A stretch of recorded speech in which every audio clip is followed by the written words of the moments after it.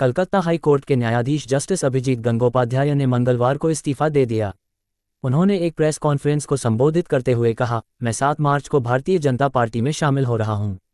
पत्रकारों द्वारा ये पूछे जाने पर कि वह आगामी लोकसभा चुनाव में किस सीट से बीजेपी के उम्मीदवार होंगे, जस्टिस गंगोपाध्याय ने कहा, मैं जिस सीट से भी लड़ूंगा इसकी जानकारी आप सभी को जरूर दूंगा। उन्होंने कहा, सत्ताधारी पार्टी तृणमूल कांग्रेस के प्रवक्ताओं ने बार बार मेरी आलोचना की है। उन्हें नहीं पता कि किसी जज के बारे में वे ऐसी बातें नहीं कह सकते। उनके घोटाले सामने आ रहे हैं। मैंने अब राजनीति में उतरने का फैसला किया है क्योंकि उन्होंने टीएमसी मुझे मैदान में आकर लड़ने के लिए चुनौती दी है। मैंने कलकत्ता हाई कोर्ट के चीफ जस्टिस को अपना इस्तीफा सौंप दिया है। न्यायमूर्ति अभिजीत गंगोपाध्याय ने आलोचकों को अपने खिलाफ केस दर्ज कराने की चुनौती दी जो उनके राजनीति में शामिल होने और उनके पूर्व फैसलों पर सवाल उठा रहे हैं।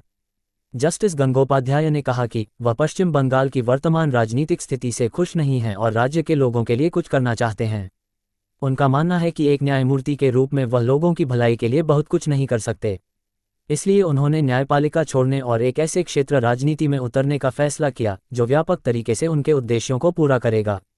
कोलकाता में पत्रकारों से बात करते हुए उन्होंने प्रधानमंत्री नरेंद्र मोदी की प्रशंसा की और उन्हें बहुत मेहनती आदमी बताया।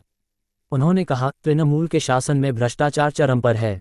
पीएम मोदी बहुत मेहनती व्यक्ति हैं और देश की उन्नति के लिए पिछले 10 वर्ष में शानदार कार्य किए हैं और क्रमागत कोशिश भी कर रहे हैं।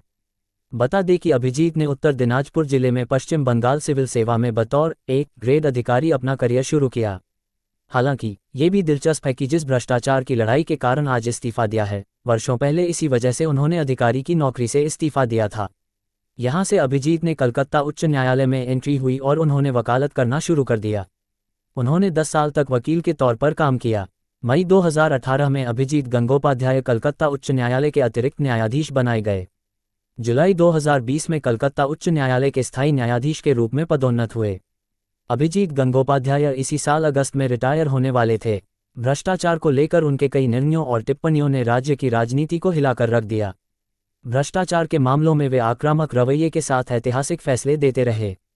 वकालत के दिनों में वह शिक्षा से जुड़े मुद्दों को सामने रखते थे और बतौर जज भी उन्होंने इस क्षेत्र से जुड़े भ्रष्टाचार के मामलों में कई निर्णय सुनाए।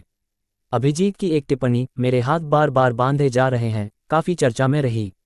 दरअसल पश्चिम बंगाल स्कूल नौकरी घोटाले पर उनके द्वारा पूर्व में दिए गए निर्णय पर कलकत्ता उच्च न्यायालय की खंडपीठ ने रोक लगा दी थी। इसके बाद उन्होंने भारत के मुख्य न्यायाधीश को पत्र लिखकर डिवीजन बेंच की कार्रवाई के संबंध में भारत के मुख्य न्यायाधीश से हस्तक्षेप की मांग की थी।